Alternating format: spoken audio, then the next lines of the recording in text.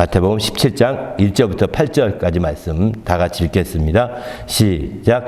엿새 후에 예수께서 베드로와 야고보와 그 형제 요한을 데리시고 따로 높은 산에 올라가셨더니 그들 앞에서 변형되사 그 얼굴이 해같이 빛나며 옷이 빛과 같이 휘어졌더라. 그때에 모세와 엘리야가 예수와 더불어 말하는 것이 그들에게 보이거늘 베드로가 여짜와 이르되 주여 우리가 여기에 있는 것이 좋사오니 만일 주께서 원하시면 내가 여기서 수막 셋을 때 하나는 주를 위하여 하나는 모세를 위하여 하나는 엘리야를 위하여 하리이다. 말할 때에 호련히 빛난 구름이 그들을 덮으며 구름 속에서 소리가 나서 이르시되 이는 내 사랑하는 아들이요 내 기뻐하는 자니 너희는 그의 말을 들으라 하신지라. 제 아들이 듣고 엎드려 심히 두려워하니 예수께서 나와 그들에게 손을 대시며 이르시되 일어나라 두려워하지 말라 하시니 제 아들이 눈을 들고 보매 오직 예수 외에는 아무도 보이지 아니하더라. 아멘. 예수 그리스도와 행복 나누고자 합니다. 우리 그리스도인들은 바로 예수님의 행복을 추구하는 자들입니다. 우리가 세상에 행복이라는 표현을 많이 쓰지만 그런 모든 행복보다 예수님이 정말 행복했던 행복을 추구하는 것에 초점을 두고 있는 것이죠. 그래서 왜냐하면 예수님은 우리의 길이요 진리요 생명이기 때문입니다. 예수님이 바로 길이라는 것은 바로 이 행복의 길이라는 것입니다. 바로 예수님이 그 행복했던 그 행복을 추구할 때 그 행복의 길을 갈 수 있는 것이죠. 더 나아가서 예수님이 진리라는 것은 바로 이 행복의 기준이 되는 것이 진리거든요. 왜? 왜냐하면 기준은 변하지 않아야 되거든요. 진리와 같이 변하지 않는 기준을 두고 행복을 추구할 때 그 행복이 변함이 없이 한결같은 행복을 누릴 수 있는 것이죠. 그래서 우리는 예수님이 진리시고 진리이신 예수님이 기준이 된 행복을 우리가 추구하게 되는 거죠. 더 나아가서 예수님이 생명이라 하셨습니다. 생명이라는 것은 우리가 알다시피 생명을 풍성하게 하는 방법입니다. 생명이 있을 때 행복이 풍성해질 수 있습니다. 우리 아이들 보십시오. 아이들 집에 한 명만 있어도요, 굉장히 생명력이 강한 역사가 나타납니다. 크면 클수록 집안은 조용합니다. 웃음도 없습니다. 웃음도 없어요. 종아종아 소리도 없어요. 그러나 아이들은 어린애일수록 하루 종일 뭔가 떠들고 시끄럽게 하고 그리고 하는 거 노는 거 보면 재미있다고요. 뭐가 이렇게 재밌는지 별것도 아닌데 TV보다 깔깔대고 웃거든요. 다 이게 생명력이 풍성하기 때문에 그런 거거든요. 이런 것처럼 생명이 풍성하게 되면 정말 이렇게 그 모든 게 더 풍성하게 넘쳐지게 되는 거죠. 행복이 풍성해지는 겁니다. 생명이 빈약하기 때문에 행복이 풍성하기보다는 행복이 점점 축소돼 가는 것이죠. 이제 생명이 빈약한 사람 중에 대표적인 사람을 이제 환자들이라고 볼 수 있겠죠. 환자에게 물어보십시오. 당장 행복하냐고 물으면 행복하는 사람 거의 없을 것입니다. 왜? 지금 당장 아프고 지금 당장 죽겠는데 무슨 행복이라는 말 꺼내냐고 심지어는 핀잔을 올지도 모릅니다. 그러나 우리가 아다시피 행복이라는 것은 바로 생명이 풍성할 때 바로 이제 더 풍성해지기, 생명이 넘칠 때 풍성해지는 것이기 때문에 바로 이런 환자들에게 행복하게 하려면 생명을 공급해 주는 것밖에 없는 겁니다. 생명을 공급해주고 생명을 풍성케 할 때 그들도 더 행복해질 수 있는 것이지 그렇지 않다면 행복할 수 없는 거죠. 그래서 우리는 주님 안에서 우리가 정말 주님이 길이요 진리요 생명이라고 말씀하는 것은 이처럼 주님의 행복을 우리가 추구하는 것입니다. 주님의 행복을 온전히 추구하고 그 행복을 힘입어 살고자 하는 것이죠. 그런데 우리 주님이 얼마나 행복했을까? 이런 질문을 해보게 되면 얼핏 생각할 때는 성경 한번 얼핏 읽을 때는요, 주님이 행복했던 순간보다는 굉장히 답답해하고 힘들어하시고 고난 가운데 처해서 어려워하시는 모습이 더 잘 보이는 것 같아요. 주님이 행복해하는 그런 순간보다는 그런 모습들이 성경에 더 많이 기록되어 있습니다. 사실은 저도 이번에 일본 다시 한번 성경을 쭉 훑어보면서 그런 모습이 더 쉽게 보이더라고요. 행복이라는 것, 저는 그래서 한 가지 깨닫게 됐는데 행복이라는 것은요, 찾아야지 눈에 보이는 대로 행복하지 않다는 것을 깨닫게 됐습니다. 행복은 찾아야 합니다. 주님의 행복도 찾아봐야 되지. 눈에 보이는 대로 쉽게 넘어가 버리면 주님이 행복한 분이셨을까? 늘 고민이 많으셨고, 늘 걱정도 많으셨고, 늘 힘들어하셨고, 또 답답하다. 인자는 머리둘 하나 없다. 새도 둥지가 있고 여우도 구부리는데 인자는 머리둘 하나 없다고 말씀하시는 모습 볼 때 얼마나 답답해 하시는지 알 수가 있지 않습니까? 이런 모습을 보면서 정말 주님에게서 행복을 찾는다는 것이 또 실제 주님이 행복하다 이렇게 말씀한 적이 한 번도 없습니다. 주님의 입으로 오늘날 우리가 쓰는 행복이란 단어, 해피니스란 단어를 주님이 한 번도 안 쓰셨어요. 대신 주님은 복이란 단어는 28번 쓰셨습니다. 복이 있도다 이런 표현을 28번 쓰는데 사실 이 복이 있도다는 표현이 이제 쉽게 표현하면 행복이 있도다 이런 표현이라고 합니다. 좀 더 쉽게 표현하면. 그런데 복과 행복은 조금 좀 구별되는 것 같습니다. 복은요 더 행복의 근원적인 것입니다. 그리고 그 복을 누릴 때 드디어 행복하게 되는 거거든요. 주님 성경은 복에 대해서 엄청 많이 다루고 있습니다. 그런데 우리는 행복을 잘 못 느끼고 있거든요. 왜 그럴까요? 복을 그만큼 못 누리고 있기 때문입니다. 주님의 그 복을 그만큼 누린다고 한다면 그만큼 행복으로 그게 느껴질 터인데 그저 행복의 뿌리가 되는 복이 살아있지 않은 겁니다. 행복의 뿌리가 되는 복이 살아서 팍 끌어올라야 되는데 그래서 마침내 우리 삶 가운데서 행복으로 느껴져야 되는데 그게 안 되는 것입니다. 복음서만 해도 사복음서만 해도 복이 있도다 복이 있으리라 이런 표현들이 28번이나 나옵니다. 얼마나 많이 나오는지 그건 많이 나오는 편이거든요. 그만큼 많이 나옴에도 불구하고 우리는 행복하다 이렇게 못 느낀다고요. 그런 말씀 읽으면서도 여러분 복이 있도다는 말씀 많이 다 읽어보시지 않습니까? 그럼에도 불구하고 그런 행복이라는 말씀을 잘 못 느껴지는 이유가 뭘까요? 피상적인 거예요. 그 복은 그래 맞아 복이 있지 뭐 나와는 상관없어. 나와는 상관없는 거예요. 내가 그 복에다가 뿌리를 팍 받고 그 복으로부터 이제 복의 행복의 생물을 빨아 올려야 되는데 그래서 내가 그 생물을 먹고 그 행복의 그 생수를 먹고 마침내 살면서 행복감을 더 막 누려야 되는데 그러지 못한다는 것입니다. 그렇기 때문에 우리는 이 단계에 꼭 필요한 것이 뭐냐면 복에서 행복으로 전환되는 단계에 꼭 필요한 게 기도입니다. 기도하지 않고 그냥 말씀 몇 구절만 외우면 당연히 행복 쪼르르 따라오는 것이 아닙니다. 저도 그래도 좋을 것 같아요. 말씀만 몇 구절 외우면 행복 딱 따르면 참 좋겠습니다. 그 말씀을 붙들고 정말 행복해질 때까지 기도하는 겁니다. 한두 번 기도가 아닙니다. 주님도 기도하라고 할 때 먼저는 구하라. 구하는 것입니다. 나도 행복해지고 행복을 구하는 거예요. 그 복의 말씀을 따라서. 구하는 것이 안 되면 그래도 응답 안 되면 두드리라. 찾고 찾으라죠. 찾고 그것도 안 되면 빡 두드려야 되는 거죠. 주님께 두드리려면 주님께 더 가까이 가야 두드릴 수 있는 것이죠. 그냥 멀리 주님과 멀리 쳐다보고 두드리면 소리도 안 들립니다. 주님께 가까이 가서 막 두드리는 거예요. 주님께 가까이 가서 그 두드리는 것 중에 이런 것들이 주님께 가까이 가서 두드리는 것 중에 목사님께 찾아가서 그 질문을 하고 막 두드려 본 적 있으십니까? 안 합니다. 여러분 가까운 목사님들 주위에 많잖아요. 얼마나 많습니까? 오늘날은 알다시피 목사님들이 너무 많아서 여러분 주위에도 막 수명이 가까이 볼 수가 있을 거예요. 그 말씀 붙들고 왜 기도했는데 왜 나는 안 됩니까? 두드려 보세요. 찾아가 보세요. 그러면 그분이 함께 또 기도해 줄 수 있지 않겠어요? 이렇게 그냥 한번 대충 몇 번 기도하다가 마는 그것이 아니라 행복해질 때까지 기도하는 겁니다. 이렇게 끈질긴 것이 신앙입니다. 이렇게 인내를 가지고 끈질기게 정말 견디는 것이 인내입니다. 이게 신앙이에요. 그냥 정말 편한 대로 이렇게 믿으면 우리 신앙은 어느 날 큰 시험을 당하게 될 것입니다. 그리고 마침내 몹시 흔들리는 상황이 될 수 있다고요.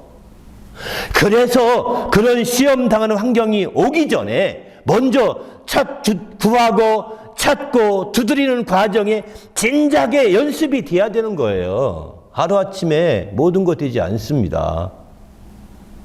진작에 그런 훈련이 돼 있고 연습이 돼 있을 때 마침내 정말 행복이 열매가 맺어지는 거죠. 행복의 열매가 맺어지는 것입니다. 복이 있으한 그 말씀으로 인해서. 이렇게 주님은 우리는 주의 말씀을 통해서 이제 복이 있으한 말씀이 28번이 되니까 아마 성경 읽다 보면 반드시 한두 번은 읽게 될 것입니다. 한두 번 정도 반드시 읽습니다. 그런데 그 말씀을 읽으면서 그냥 넘어가지 마시고 하나님 이게 나의 행복으로 열매 맺게 해달라고 간절히 기도하는 거죠.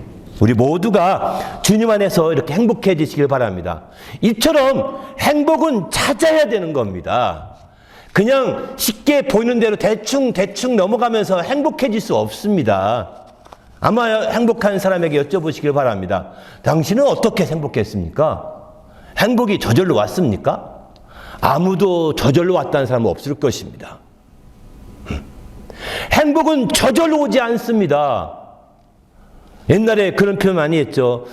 정말 좋은 금수저로 태어난 사람들은 행복해진 줄 알죠? 행복하지 않습니다. 금수저도 행복하지 않아요. 흙수저는 불행을 같죠. 흙수저도 행복할 수 있어요.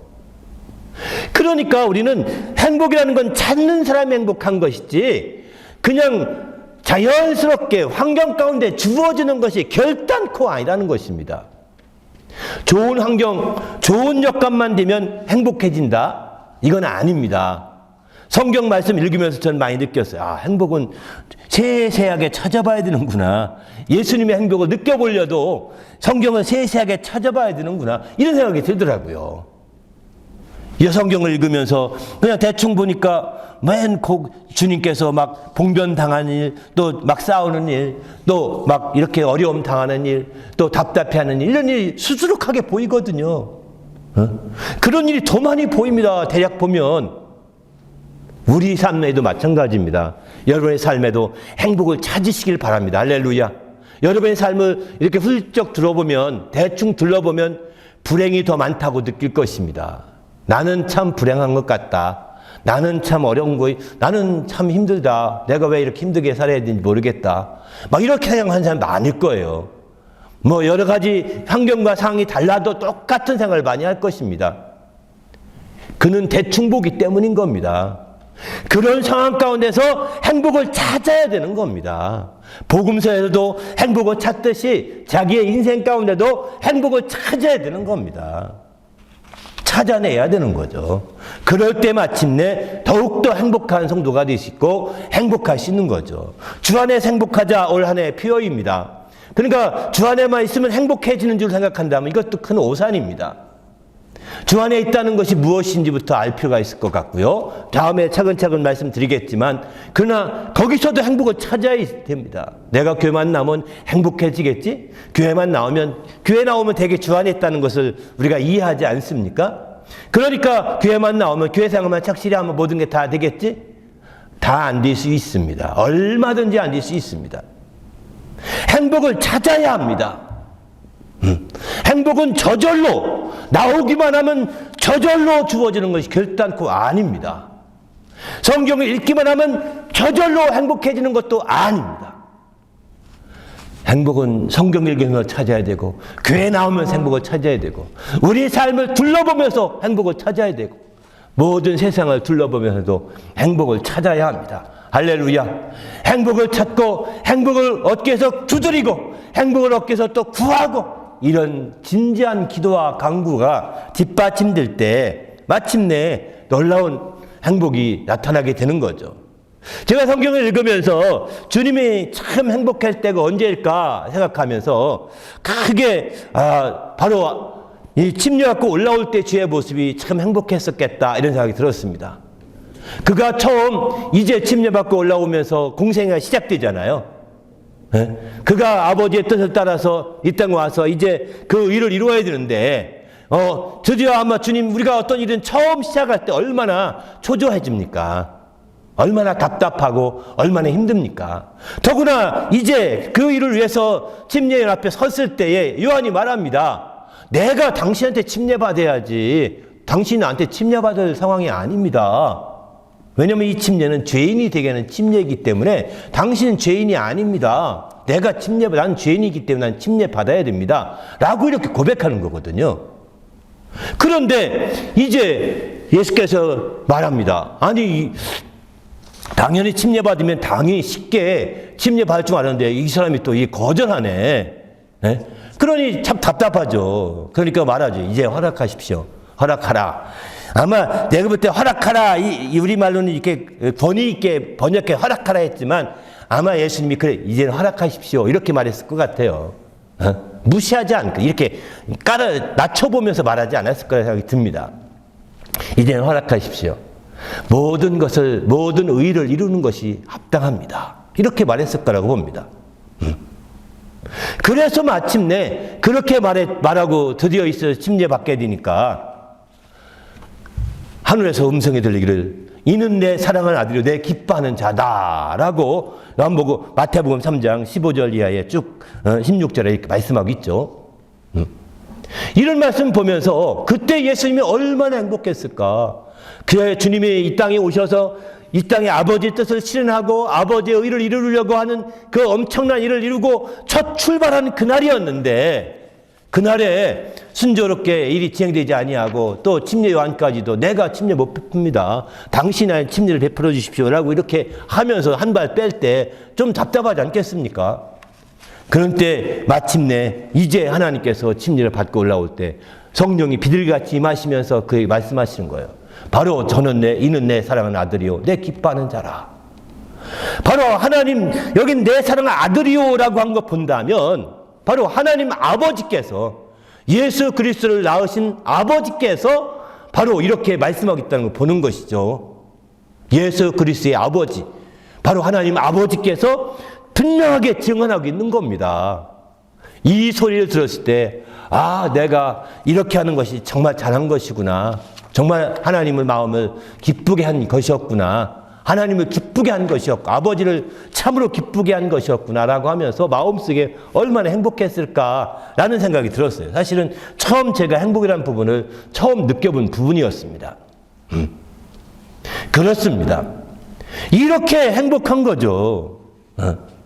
그런데 또 이제 나중에 오늘 본문의 말씀 보게 되면 또 변형된 산에 아마 2년 정도 시간이 흘러간 뒤인 것 같습니다. 2년 정도 흘러간 뒤에 다시 베드로와 요한과 야고보랑 함께 높은 산에 올라가게 됩니다. 높은 산에 올라갔을 때 거기서 이제 그 예수님이 호련히 변환됩니다. 변형되시는데 얼굴이 해같이 빛나고 옷이 빛처럼 막 하얗게 된 겁니다. 감히 쳐다볼 수 없는 상태가 된 거죠. 그것으로 끝나지 않고 그의 좌편에 모세, 우편에 엘리야가 함께 있는 겁니다. 그래서 함께 있는 모습 보면서 베드로는 너무 충격에 빠졌고 너무 이젠 이 말씀은 다음 주에 더 자세히 말씀드리겠지만 행복해서 막 이렇게 말하죠. 내가 여기 있는 것이 좋습니다. 여기서 내가 초막 새서 짓겠습니다. 막 이렇게까지 말하지 않습니까?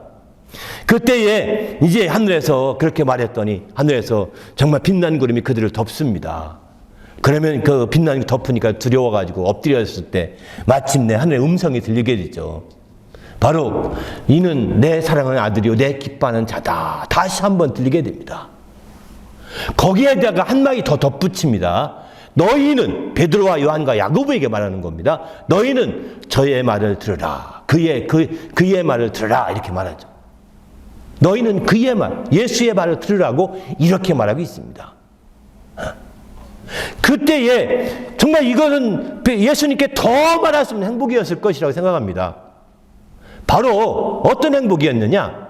바로 하나님 아버지께서 인정해 주셨고 또 증언해 주셨고 또 그 증언이 처음에 침례받고 올라올 때는 혼자만 들었었거든요. 아무도 못 못하고 어쩌면 침례 요한이 들었는지도 모르겠습니다. 그러나 이제 소수만 혼자 거의 들을 수밖에 없었지만 그러나 지금 이 17장의 이 말씀은 오늘 본문의 말씀은 베드로와 요한과 야고보까지 함께 들은 거예요. 그리고 그들에게 직접 하나님 아버지께서 명령하시기를 너희는 그의 말을 들으라고 이렇게 말하고 있는 거죠. 그러니 얼마나 예수님이 제자들 앞에서도 으쓱했었겠어요. 제자들 앞에서 얼마나 만족하며 행복해 했겠습니까? 아주 저는 이 말씀을 읽으면서 마음속에 확 이렇게 주님이 참 기뻐하시는 모습이 역력히 느껴지더라고요. 이렇게 정말 주님께서 똑같은 말씀 같지만 좀 다릅니다. 이렇게 달라요. 이렇게 다른데 이렇게 행복해했던 것을 이렇게 보게 됩니다.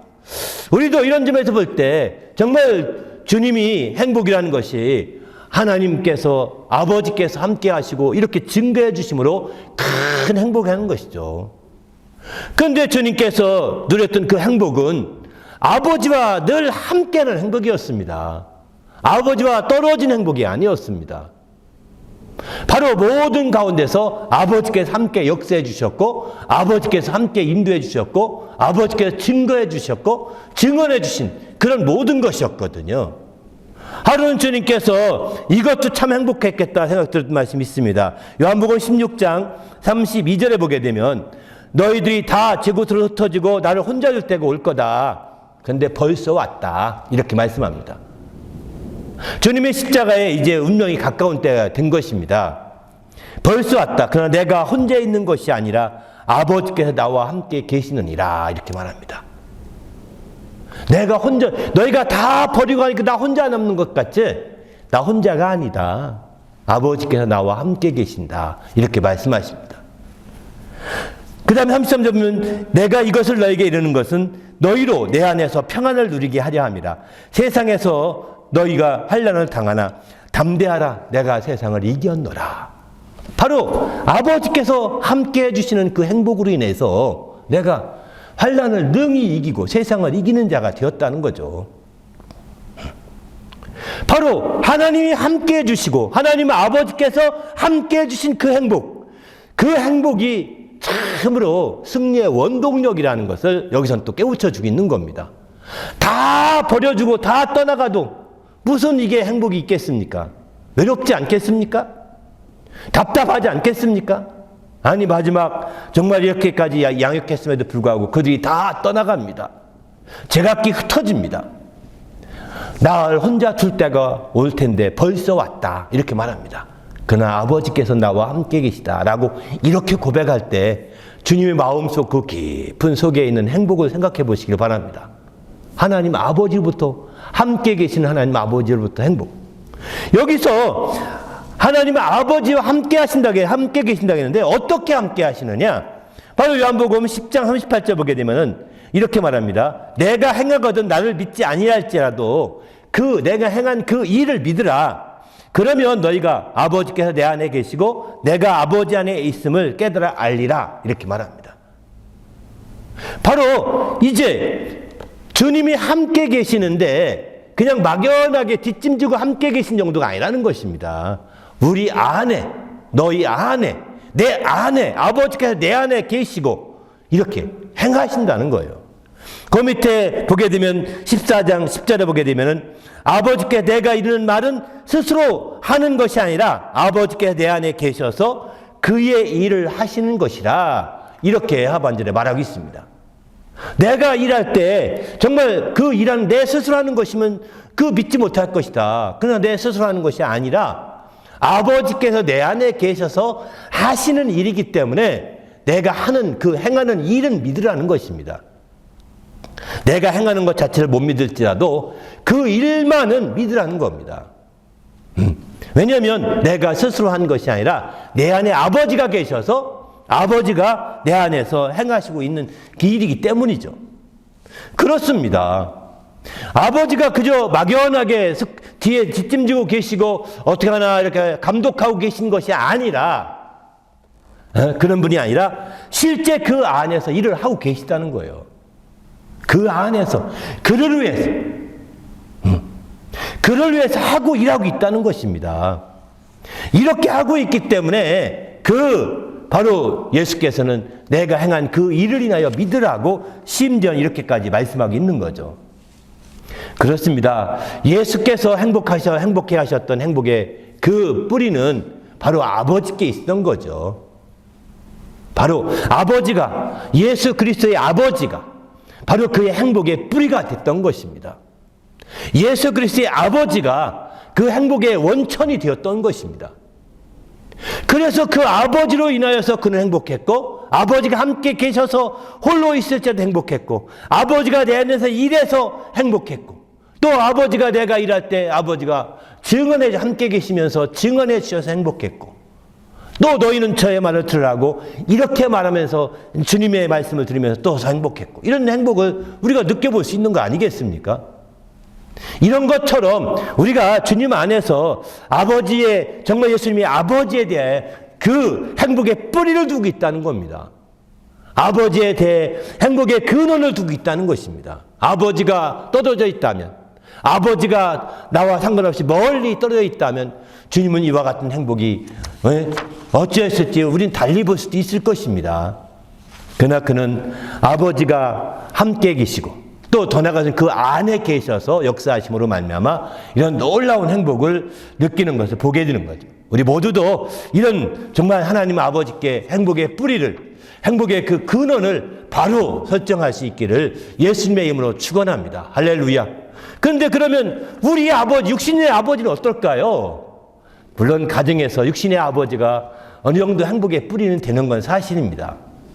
육신의 아버지, 어머니가 꼭 아버지만을 말하는 것이 아니고 아버지, 어머니, 부모님들이 행복의 뿌리가 될 수 있겠죠. 그러나 성경은 말합니다. 땅에 있는 자를 아비를 말라고 그러거든요. 이 얘기는 무슨 얘기냐면 하나님이 주시는 행복처럼 행복을 주는데 한계가 있다는 것입니다.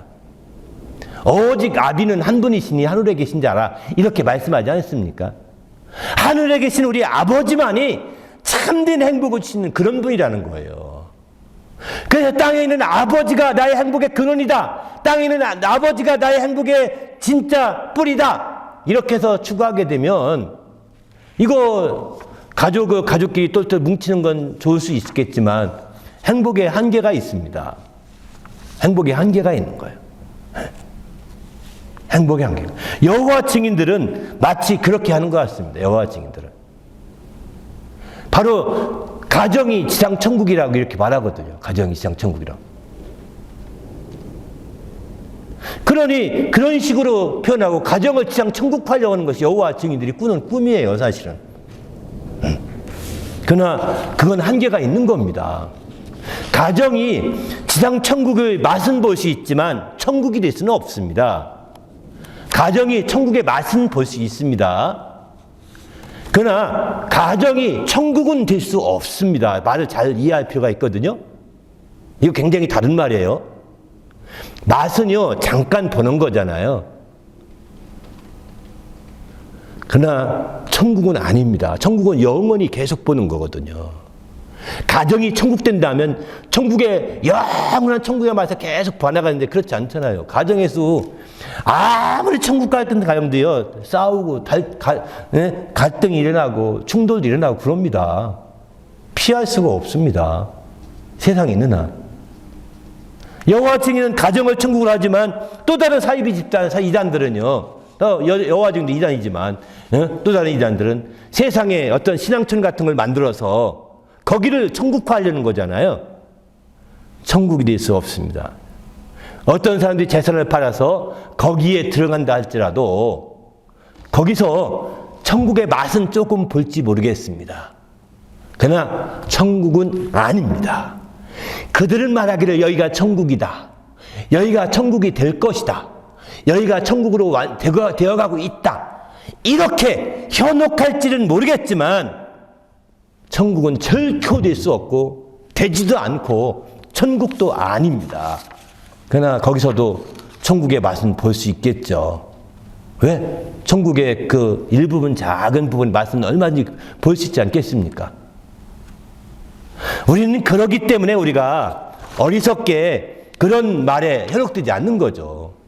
그래서 하나님 아버지, 육신의 아버지, 육신의 부모님도 중요하겠지만 하나님 아버지가 바로 행복, 하나님의 행복에, 우리 예수님의 행복의 뿌리였다는 거죠. 그러게 우리가 추구하는 행복도 예수님이 추구하는 행복을 추구하기 때문에 바로 예수 그리스도의 아버지에게 바로 우리의 행복의 뿌리를 두고자 하는 것입니다. 예수 그리스도의 아버지에게 우리의 행복의 근원을 정말 거기에 삼고자 하는 거죠. 거기를 근본으로 삼고자 하는 거죠. 그래서 그분에 대해서 깊이 알고자 하는 것입니다. 그분을 모르고서, 정말 하나님 아버지를 모르고서는 사실은 이제 더욱더 행복해지기가 어려운 거죠. 그래서 우리는 주님 앞에서 철저히 예수 그리스도 통해서 그의 아버지가 어떤 신분인지, 어떻게 그의 아버지를 소개하고 있는지, 이런 부분에 대해서도 여러분이 기회가 된다면 연구할 필요가 있는 것이에요. 그래서 그런 분을 깊이 알고 거기에 뿌리를 박을 때, 요즘 말로 표현한다면 빨대를 박을 때 마침내 행복을 빨아올릴 수가 있는 것이죠. 행복을 빨아올릴 수가 있는 겁니다. 그렇지 않게 되면 우리는 한계가 있습니다. 우리의 그렇다고 해서 가까운 부모님들을 무시하는 게 결코 아닙니다. 그분이 소중한 분들이고 굉장히 중요한 분들, 그분이 없이는 내가 존재할 수도 없을지도 모르겠습니다. 고맙고 감사한 분이시죠. 하지만 분명한 중심은 바로 둬야 된다는 거예요. 그렇게 할 때 우리가 혼란이 없이 더욱더 변함없는 행복을 추구할 수 있는 성도가 될 수 있는 거죠. 우리 모두가 이렇게 예수 그리스도의 아버지께 뿌리든 행복을 갖는 성도가 되시길 바랍니다. 이렇게 예수님께서 가진 이런 행복을 가지게 되면 어떤 결과가 나타날까요? 바로 감사하는 삶이 나타나게 됩니다. 예수님께서도 요한복음 14장 보게 되면은 이제 하늘을 우러러 보시면서 내 말을 들으신 것을 감사나이다. 아버지여 감사하다고 이렇게 표현하지 않습니까? 또 누가복음 10장 21절 성령으로 기뻐하시면서 또 말씀하십니다. 천지의 주제이신 아버지여 이것을 지혜롭게 슬기는 자들에게는 숨기시고 어린아이에게 나타내심을 감사나이다. 옳소이다. 이렇게 된 것이 아버지 뜻이었습니다. 이렇게 말합니다. 이렇게 정말 예수님의 행복, 곧 아버지에게 근본을 두고 아버지에게 원천을 두고 있는 그 행복을 가지고 있는 사람들은 감사가 나오는 거예요. 자연스럽게 감사로 이어지게 되는 거죠. 행복하다 하면서 하면서 감사하는 사람이면 이게 참된 감사를 가진 거고요. 행복할 만한, 우리가 볼 때 행복할 만한 여건이요 상황에는 불구하고 불면과 불평과 원망이 많으면 그 감사 없으면 이건 행복하지 않은 거예요. 주님의 행복을 가진 사람들은 감사가 절로나오게 됩니다. 기쁨이 넘치게 되어 있습니다. 그러나 주님의 행복으로 행복하다고 말하면서도 행복하지 않은 자들은 불평하고 원망하고 시비가 있고 갈등하고 충돌하고 막 이렇게 됩니다. 그런 자들은 이제 스스로가 말은 행복하다 하지만 실제로는 행복하지 않은 거죠. 안타깝죠. 바로 아버지 하나님께 뿌리를 둔 행복을 가지지 못한 것이고 그저 세상 사람들이 추구하는 몇 가지 행복으로만 그저 행복을 장식했을 뿐인 것입니다. 그것은 한계가 있는 것입니다. 우리 모두 주님 안에서 이런 행복, 예수님의 행복을 통하여서 감사가 넘치고 기쁨이 넘치는 주님의 성도가 되시기를 예수님의 이름으로 축원합니다. 할렐루야. 그런데 이런 놀라운 역사를 보고서 이제 예수님께서 내려오시면서 마태복음 19장 9절에 보면 이렇게 말씀하십니다. 산에서 내려올 때에 예수께서 명하여 이르시되 인자가 죽은 자 가운데 살아나기 전에는 본 것을 아무에게도 이루지 말라 이렇게 말씀하십니다. 아니 베드로가 지금 충격받아서 여기에 초막새서 찍겠다고 할 만큼 충격받은 일이잖아요. 그런데 그 얘기를 하지 말라는 거예요. 흥분될 만한 일이잖아요. 베드로서는 행복한 일이었죠. 베드로서는 참으로 행복했고 베드로서는 이루 말할 수 없이 정말 행복해졌던 그 순간이었습니다. 그런데 그걸 말하지 말라는 거예요. 왜 그랬을까요? 왜 그랬을까요? 저도 이 말씀 붙들고 기도하면서 제가 깨닫게 된 것은 그거였습니다. 바로 보이는 우리가 행복한 것을 보았는데 예수님이 아버지를 통하여서 정말 이렇게 변형된 모습과 또 그의 음성을 듣고 이런 모든 예수님이 행복한 것을 다 보았을 때 정말 우리도 행복해지죠. 당연히. 그러나 자기가 체험하기 전에는 본 것으로 그냥 직접 인용에 한계가 있음을 말하고 있는 것입니다. 본 것으로. 저도 제가 한 비유로 말씀드릴게요. 저도 성가대를 제가 평신호 때 학생 때 성가대 서는데 갑자기 이제 막 성가대 막 연습하고 있었습니다. 그런데 앞에서 예배 끝나면 막 기도해주고 막 그러잖아요, 목사님들이. 그죠? 근데 기도해주는 때 어느 분이 이제 그 기도했는데 그러면서 막 웅성웅성 거리는 거 앞쪽에서 나중에 알고 봤더니 한참 가고 있는 저 앞에 가는 사람이 처음에는 제도 볼 때는 처음에는 막 붙들려서 왔거든요, 앞에서. 그런데 기도받고서는 막 그냥 걸어가더라고요. 그러니까 막 성가대 연습도 안 하고 그냥 웅성웅성 하는 것들이 그때 발견한 거예요. 그러면서 그 얘기 막 해서 막 어디 가서 막 얘기하려고 했는데 이거 지금 얘기하면 나만 괜히 쪼다지는 게 아닐까? 왜? 이런 일들이 사실 교회 안에서 별로 많지 않거든요. 이런 일이 많지 않아서 이런 일들을 얘기하면 21세기에 뭐 이렇게 그런 일이 어딨냐고 우연인 것이겠지 뭐 이렇게 말하면 굉장히 힘 빼잖아요. 그러면서 말을 안 했었었는데 이 말씀 읽으면서 그 생각이 들었습니다. 바로 그게 왜 그런 이적이 나타났지? 왜 그런 역사가 있었지? 왜 그런 능력이 나타나게 된 거지? 왜 걷지 못하는 자가 겨우 양손에 끼웠던 자가 이렇게 잠깐 기도하고서 이렇게 걸어가게 되는 거지? 그것은 어떤 말씀 때문인 거고, 어떤 믿음 때문인 것이고, 어떤 하나님이 역사하신 거야. 이걸 알아야 된다는 겁니다. 이 부분에 대해서 알려고 하지 않고 겉모양만 가지고 나가서 당장은 우리도 행복하고 우리도 행복하죠. 근데 당장 겉모양만 가지고서 나가서 할 것이 아니라는 거예요. 때가 찰 때까지, 여기 주님은 내가 죽고 나서 부활할 때까지 말하지 말라 이렇게 했는데 때가 찰 때까지 우리가 준비가 돼야 되는 거예요. 그런 이적과 능력과 남들이 행복해 기도응답받아서 막 행복해하지 않습니까? 여러분 그거 가서 어떤 때 막 또 누가 어느 집사님이 막 그러더라고 막 간증할 수 있잖아요. 좋습니다. 근데 그 말을 누가 한번 받아쳐가지고 한번 확 꺾어둘 수 있거든요. 에이 그건 우연한 거예요 하고서 확 뒤집어 놓으면 기가 꺾입니다. 사실은. 그러기 전에 그런 간증들은 말하고 싶은 마음을 가지고 조금 시간을 가지면서 자기를 마음의 되새김이 필요한 것이죠. 그 응답은 어떻게 된 것이지? 그분은 어떤 상황 가운데서 그 응답 더 한번 물어보기도 하고요. 그분은 말씀이 있어 응답받는다는 어떤 말씀이 근거가 됐었지? 간증할 때 들었으면 그 말, 이런 말씀이 근거가 돼서 이렇게 되는 거구나. 이런 걸 깨달을 수 있고요. 그분은 이런 믿음을 어떻게 발휘했길래 가능하게 됐지? 얼마나, 며칠 동안이나 기도했길래 응답된 걸까? 얼마나 기도했을까? 막 이렇게 생각해 본 적이 있냐는 거예요. 우리는 그런 생각 안 하고 겉으로 보이는 피상적인 것만 보고서 그냥 그대로 가서 본대로 알리려고 하는 경향이 없지나 있거든요. 이것은 지혜가 아닙니다. 주님은 그래서 이르지 말라. 너희가 본 것을 그대로 말하지 말라고 말하는 거예요. 그러나 영원토록 말하지 말라지 않고 내가 죽었다가 다시 살아나기 전에 살아날 때 이후에는 말해도 된다. 이렇게 그때까지는 준비가 될 거라고 생각하신 거죠. 주님이 부활하신 모습을 보면서 그때 그분이 변형되신 것은 그런 분이셨기 때문에 변형되시고 그렇게 됐었구나. 그래서 부활하셨구나. 이걸 깨닫고 나서야 이제 증거하라는 겁니다. 마찬가지인 것 같습니다. 많은 간증을 듣습니다. 수많은 간증을 듣습니다. 간증 들을 때 어느 것 하나 은혜가 안 되는 게 없습니다. 기독교 방송 들어보십시오. 유튜브에 얼마나 많은지 모릅니다.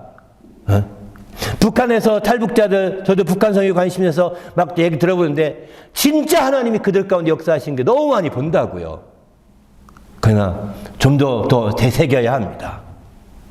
좀 더 되새기고 그것을 인용하기까지 다시 한번 들어보고 또 들어보고 또 들어보고 또 그들이 어떤 믿음을 가졌고 어떤 말씀이 있었고 어떻게 기도했고 어떻게 몸부림쳤고 어떻게 그들이 나아갔는지를 우리는 세세하게 되새겨볼 필요가 있는 거죠. 그런 것이 없이 북한에 나올 때 하나님이 인도하셔서 다 나왔대. 그럼 당신도 들어가면 되겠네요. 그죠? 당신이 정말 무조건 겉모양 하나만 본 것만 가지고 말할 것이 아니라는 거죠. 바로 그렇게 깊이 있게 되새길 때 드디어 그것이 내 것이 될 수 있고 나도 그런 상황 가운데도 동일한 응답과 이적을 볼 수 있는 그날이 올 것입니다. 때가 되면. 그러기에 우리는 주님 앞에서 정말 예수님의 행복을 보면서 그저 예수님 행복해서 좋겠다 이렇게 관망하고 있지 말라는 겁니다. 예수님이 얼마나 좋았을까? 베드로 참 행복했겠다. 이것도 관망하지 말라는 겁니다. 그들이 왜 이런 일을 겪었는지, 그들이 이런 행복을 느끼기까지 얼마나 주님을 따랐는지 깊이 되새겨 볼 필요가 있는 거죠. 또 읽어보고 그 말씀 앞뒤를 더 읽어보고 이렇게 해나갈 때 우리도 그 행복의 반열에 함께 들어갈 수 있는 길이 열리게 되는 것이죠. 그저 한 번 성경을 쓱 읽어보고 아이고 베드로는 좋겠네, 아이고 도마도 참 좋겠네, 네? 좋겠네는 당신이 구경하고 있다는 뜻입니다. 예수님 행복해서 참 좋겠다. 당신 지금 멀리서 예수님께 가까이 가지 아니하고 멀리서 구경하고 있다는 뜻이에요. 구경꾼 당신이 회개하셔야 합니다. 구경꾼이지 마시고 그 일에 동참할 수 있어야 되잖아요. 그러려니까 정말 이 일이 어떻게 이루어진 것이지? 어떤 믿음으로 된 거야? 어떻게 기도와 간구가 뒷받침된 거지? 또 어떤 식으로 이게 어떤 말씀이 여기서 작용한 거지? 이렇게 생각해 보셔야 되는 거예요. 그게 바로 행복해지신 길입니다. 우리 모두가 정말 예수님의 말씀을 통해서 참된 행복을 경험하고 체험하는 성도가 되시길 바랍니다. 할렐루야. 함께 기도할 때 하나님, 내가 정말 예수님의 행복을 깊이 있게 뿌리받고 또 예수님이 뿌리를 두고 있는 하나님 아버지께 나도 뿌리를 함께 받고 정말 행복한 신앙생활을 할 수 있도록 인도해달라. 올 한 해 동안 주님 안에서 행복한 성도들이 되게 하시고 행복한 가정이 되게 하시고 행복한 우리 모두가 될 수 있도록 교회가 될 수 있도록 인도해달라고 간절히 합심해서 기도하겠습니다.